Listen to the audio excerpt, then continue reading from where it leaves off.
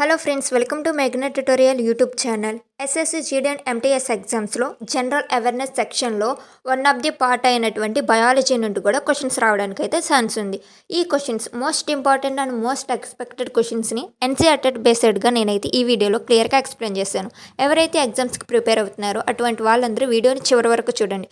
So video చూసే ముందు ఈ వీడియోకి ఒక చిన్న లైక్ చేసి మీకు పక్కనే హైప్ ఆప్షన్ అనేది కనిపిస్తుంది. సో వీడియోకి హైప్ కూడా చేయండి. వీడియోని చివరి వరకు చూడండి. మోస్ట్ ఇంపార్టెంట్ క్వశ్చన్స్ అయితే ఎక్స్ప్లెయిన్ చేశాను.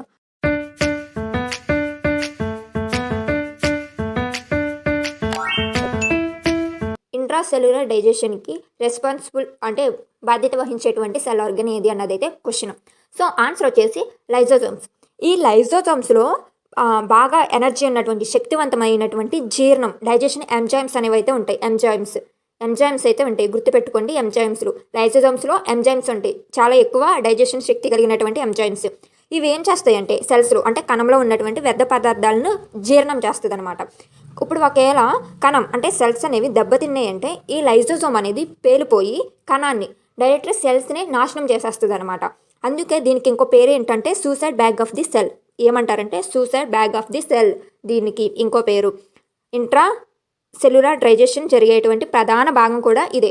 ఈ లైజోజోమ్స్లోనే జీర్ణక్రియ ప్రక్రియ అనేది ఎక్కువగా జరుగుతుంది. Question, which blood group is known as the universal donor? ఏ బ్లడ్ గ్రూప్ని యూనివర్సల్ డోనర్ అని అయితే పిలుస్తారు? So answer O. ఈ ఓ బ్లడ్ గ్రూప్లో అయితే ఏ అండ్ బి యాంటీజెన్స్ అనేవి అయితే ఉండవన్నమాట. ఏ అండ్ బి యాంటీజెన్స్ లేకపోవడం వల్లే ముఖ్యంగా ఓ నెగిటివ్ బ్లడ్ గ్రూప్ని నిజమైనటువంటి యూనివర్సల్ డోనర్ అనేది అయితే ఉంటారు. సో ఎందుకు కారణం ఏంటంటే ఏబి యాంటీజెన్స్ లేకపోవడం దీనికి ప్రధాన కారణం. Next question, which hormone regulates blood sugar level in human body? మానవ శరీరంలో బ్లడ్ షుగర్ని రెగ్యులేట్ చేసేటువంటి హార్మోన్ ఏది? క్వశ్చన్. సో ఆన్సర్ చూస్తే ఇన్సులిన్. ఈ ఇన్సులిన్ అనేది ఒక హార్మోన్ అనమాట, మానవ శరీరంలో ఉన్నటువంటి ఒక హార్మోన్. ఇది ముఖ్యంగా ప్యాంక్రియాస్ నుండి అయితే విడుదలవుతుంది. ఇన్సులిన్ అనేది ప్యాంక్రియాస్ నుండి అయితే విడుదలవుతుంది. అసలు దీని ముఖ్య ఉద్దేశం ఏంటంటే, ఇది చేసేటువంటి వర్క్ ఏంటంటే రక్తంలోకి గ్లూకోజ్ కణాలను అయితే పంపిస్తుంది అనమాట. మన బ్లడ్లో వాటర్, గ్లూకోజ్, ఆక్సిజన్, హిమోగ్లోబిన్ ఇంకా ఈ రకమైనటువంటి అన్నీ కలిసి ఉంటాయి కదా. సో మన రక్తంలో గ్లూకోజ్ లెవెల్స్ అనేవి కూడా చాలా ఇంపార్టెంట్.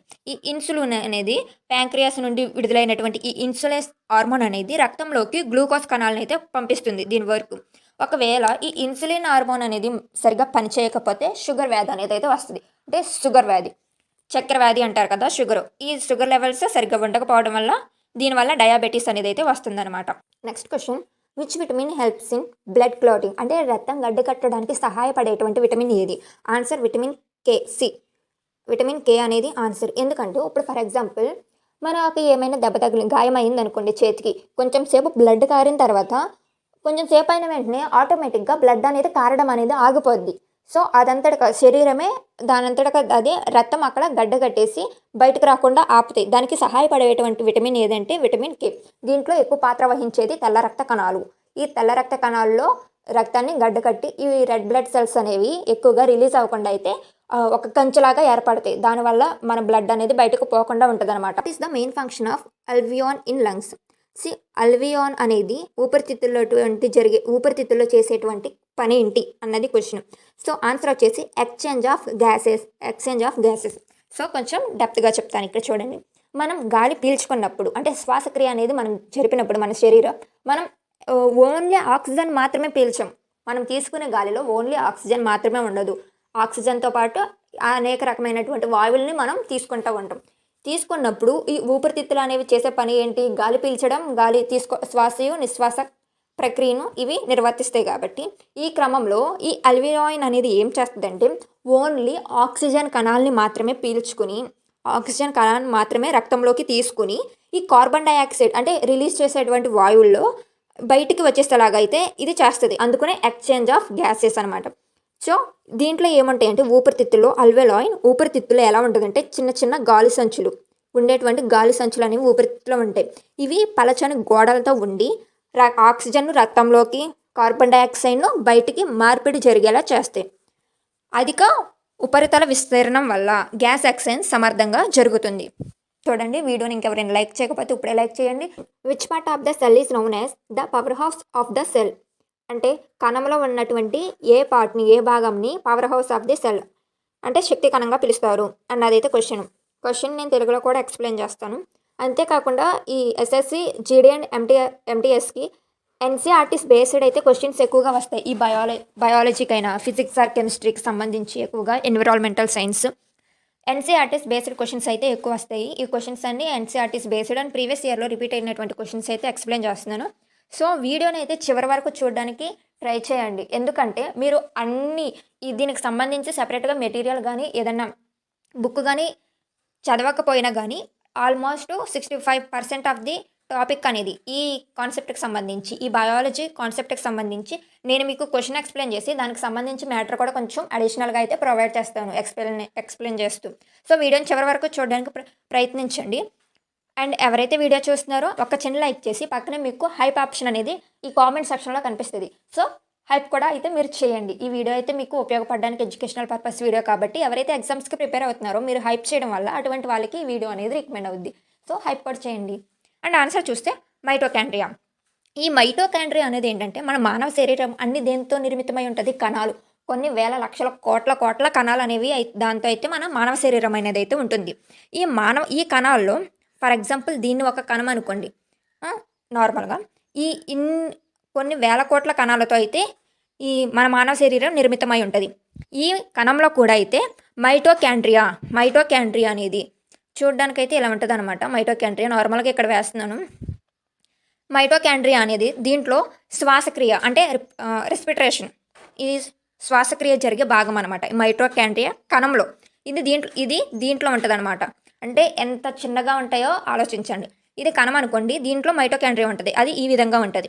ఈ శ్వాసక్రియ ద్వారా ఏటీపీ గురించి కానీ మైటోకాండ్రియా గురించి పవర్ హౌస్, ఈ మూడు కనిపిస్తే మీరు మైటోకాండ్రియానే ఆన్సర్ అయ్యింది. పవర్ హౌస్ లేదా ఏటీపీ అని అనిపించిందంటే, మీకు కనిపించిందంటే క్వశ్చన్లో మైటోకాండ్రియా కళ్ళు మూసుకొని ఆన్సర్ చేసేయచ్చు మీరు.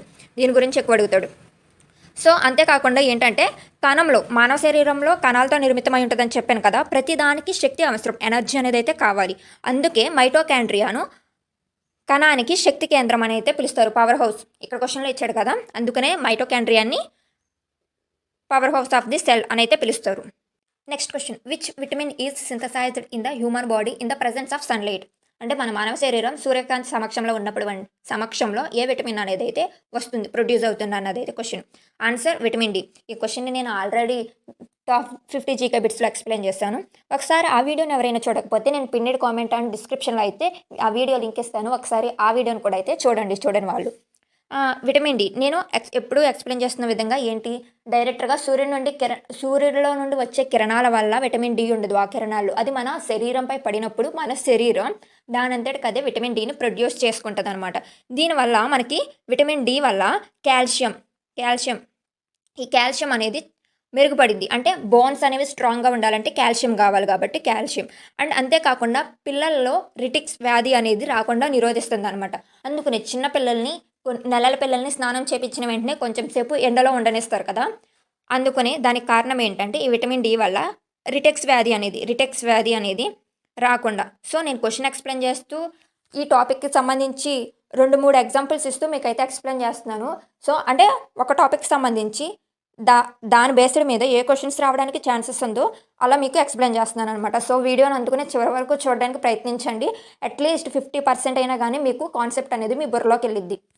And next question, what is the main function of red blood cells? RBC అంటే ఎర్ర రక్త కణాల యొక్క మెయిన్ ఫంక్షన్ ఏంటి, అవి ఏం చేస్తాయి శరీరంలో అన్నదైతే question. So answer carrying oxygen అంటే ఇవి ఏం చేస్తాయి అంటే ఆక్సిజన్ను మన బాడీకి సరఫరా చేస్తాయి ఈ ఎర్ర రక్త కణాలు అనేవి. ఎర్ర రక్త కణాల్లోనే హిమోగ్లోబిన్ గురించి మాట్లాడుకున్నాం కదా. హిమోగ్లోబిన్ ఎక్కడ ఉంటుంది? కణాల్లో ఉంటుంది, సెల్స్లో ఉంటుంది. సెల్స్ లోపల ఈ హిమోగ్లోబిన్ ఏంటిది? అంతేకాకుండా power house of the cells, అది ఆక్సిజన్ శ్వాసక్రియను, రెస్పిరేషన్ ప్రాసెస్ అని ఇందాక చెప్పాను కదా ఫస్ట్ క్వశ్చన్లో. సో ఈ రెడ్ బ్లడ్ సెల్స్ అనేవి ఏంటంటే ఆక్సిజన్ని క్యారీ చేస్తాయి. శరీరంలో అన్ని సెల్స్కు ఆక్సిజన్ అయితే సరఫరా చేస్తుంది. ఆక్సిజన్ లేకపోతే ఇక్కడ శక్తి అనేది అయితే ఉత్పత్తి అవ్వదు బాడీలో. అంతేకాకుండా ఈ ఆర్బీసీకి జీవితకాలం అనమాట. మన బాడీలో ఉన్న కొన్ని పార్ట్స్, ఈ రక్త కణాలకు కూడా లైఫ్ టైం అనేది అయితే ఉంటుంది. ఈ ఆర్బీసీ లైఫ్ టైం ఎంతంటే 120 డేస్ అనమాట. ఇది కూడా గుర్తుపెట్టుకోండి. దీని గురించి కూడా క్వశ్చన్స్ రావడానికి ఛాన్స్ ఉంది. ఇది సిహెచ్ఎస్ఎల్లో అయితే లాస్ట్ టైం అడిగాడు ఈ క్వశ్చన్ని. Life time of RBC 120 days. Which organ purifies blood in human body? మన మానవ శరీరంలో రక్తాన్ని శుద్ధి చేసేటువంటి ఆర్గన్ ఏది క్వశ్చన్. సో ఆన్సర్ వచ్చేసి kidney. Option C kidney. Kidney అంటే తెలుగులో మూత్రపిండాలు. ఈ మూత్రపిండాలు కిడ్నీ రక్తంలోని మలిన పదార్థాలు అంటే బ్లడ్లో కూడా కొన్ని వేస్టేజ్ మెటీరియల్ అనేది అయితే ఉంటుంది మన బాడీలో. అంతేకాకుండా వాటర్, ఈ రెండింటిని ఉన్నటువంటి చెత్తని తొలగిస్తుంది. అది మనకి మూత్రం రూపంలో సో ఇలా యూరిన్ రూపంలో అయితే బయటకు వచ్చేస్తుంది అనమాట. ఈ కిడ్నీ అనేది రక్తాన్ని శుద్ధి చేస్తుంది అనమాట. ఈ హార్ట్ అనేది ఏంటిది? బ్లడ్ని పంపు చేస్తుంది. ఈ లివర్ అనేది ఏంటిది? బాడీలో ఇంటర్నల్ బిగ్ ఆర్గన్ ఏదన్నా ఉందంటే లివరు అనేది ఈ బ్లడ్ని స్టోర్ చేసుకుంటుంది. మన బ్లడ్లో షుగర్ కంటైన్ అనేది ఉంటుంది కదా, అది తగ్గినప్పుడు ఇది స్టోర్ చేసుకున్నదని మళ్ళీ గుండెకి హార్ట్కి పంపిస్తుంది. హార్ట్ ఏంటి బాడీ అంతటికి బ్లడ్ని పంప్ చేస్తుంది అనమాట. సో ఇలా ఒకదాని గురించి ఆప్షన్స్లో వచ్చినట్లు గురించి కూడా ఇంపార్టెంట్ పాయింట్స్ ఏమన్నా ఉంటే అవి కూడా ఒకసారి మీకు గుర్తు చేస్తూ ఉంటా. What is the basic unit of life? Basic unit of life అంటే ప్రాథమిక యూనిట్ ఏంటిది? మన మానవ శరీరానికి బేసిక్ లైఫ్కి ఏంటి బేసిక్ యూనిట్ అనేది అయితే క్వశ్చన్. సో ఆన్సర్ వచ్చేసి సెల్. ఇందటి చెప్పినట్లు కేవలం మన మానవులే కాదు, భూమి మీద ఉన్నటువంటి ఏ జీవి అయినా కానీ కణాలతో ఏర్పడుతుందన్నమాట. ఇక్కడ ఒకసారి ఏకకణజీవి అంటే ఒకే ఒక సెల్ ఉన్న జీవులు కూడా ఉన్నాయి. ఫర్ ఎగ్జాంపుల్ ఏంటి? అమీబా. సో ఈ అమీబాలో ఒకే ఒక సెల్ అనేది అయితే ఉంటుంది. ఏకకణజీవులు అంటారు అట్లని. సో ప్రతి జీవి ఏంటంటే కణాలతో ఏర్పడుతుంది కదా, ఈ కణాలను కలిసి కణజాలాలు అని అంటే పిలుస్తారు. ఈ సెల్స్ అన్నింటినీ కలిసి ఏమంటారంటే కణజాలాలు అని అంటారు. ఈ కణజాలాల వల్లే అవయవాలు, మన బాడీలో ఉన్నటువంటి ప్రతి అవయవం ఈ కణజాలాలతో నిర్మితమై ఉంటుంది. ఆ కణజాలాలు ఏమంటాయి? కణాలు ఉంటాయి. సో అంతేకాకుండా ఏ జీవి అయినా కానీ కణం లేకుండా వాటిలో జీవితం అనేది ప్రారంభం అవ్వదు, వాటిలో జీవం అనేది ఉండదు. కాబట్టి కణాన్ని జీవితం యొక్క ప్రాథమిక యూనిట్ అంటే బేసిక్ యూనిట్ అని సెల్ అని పిలుస్తారనమాట. And next question, which gas is released during photosynthesis? Photosynthesis అంటే తెలుగులో మీనింగ్ కిరణజన్య సంయోగ క్రియ. నేను ఎందుకు తెలుగులో ఇంత డెప్త్ ఇస్తున్నానంటే చాలా రీసెంట్గా కోర్టుకి సంబంధించి ఏపీకి నోటిఫికేషన్ రిలీజ్ అయింది. దాంట్లో మీరు రాసేటువంటి ఎగ్జామ్ తెలుగులోనే కండక్ట్ చేస్తున్నారు. దానికి కూడా యూజ్ అవుతుంది. ఓన్లీ ఎస్ఎస్సి, జీడీ అండ్ ఎంటీఎస్కే కాకుండా ఆ కోర్ట్ ఎగ్జామ్స్ కూడా అయితే మీకు ఈ వీడియోలో ఉన్న ఇన్ఫర్మేషన్ అదైతే యూజ్ అవుద్ది. ఆ ఎగ్జామ్ ఓన్లీ తెలుగులోనే కండక్ట్ చేస్తున్నారు కాబట్టి. అండ్ క్వశ్చన్ ఒకసారి చూస్తే ఏమంటున్నాడు? ఫోటోసింథసిస్ జరిగేటప్పుడు ఏ వాయువు, ఏ గ్యాస్ అనేది రిలీజ్ అయ్యింది అంటున్నాడు. మనకు తెలుసు కదా, ఆక్సిజన్. మొక్కలు వాటంతటికి వాటికి ఆహారం తయారు చేసుకుంటాయని మనకి తెలుసు. ఈ క్రమంలో ఆక్సిజన్ను ఉప ఉత్పత్తిగా అయితే విడుదల చేస్తాయి. ఈ ఆక్సిజన్ మన శ్వాసక్రియకు చాలా అవసరం. అంతేకాకుండా మొక్కలు ఆక్సిజన్ని రిలీజ్ చేసి కార్బన్ డైఆక్సైడ్ని పీల్చుకుంటాయి. మనం కార్బన్ డైఆక్సైడ్ రిలీజ్ చేసి ఆక్సిజన్ అయితే పీల్చుకుంటాం.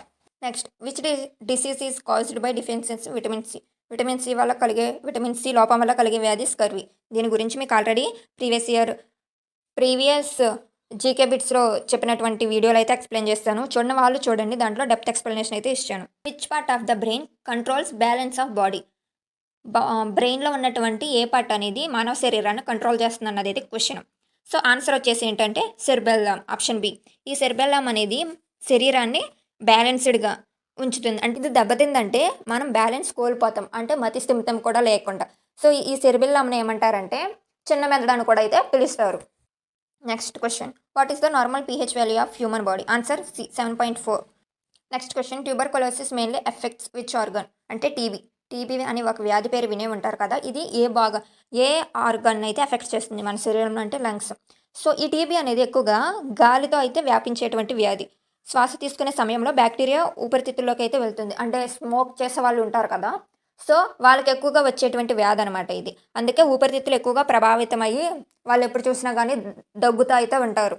ఊపిరితిత్తులు బాగోలేదంటే ఎక్కువగా దగ్గు వస్తుంది. ఊపిరి తీసుకోవడం కూడా వాళ్ళకి చాలా కష్టంగా ఉంటుంది.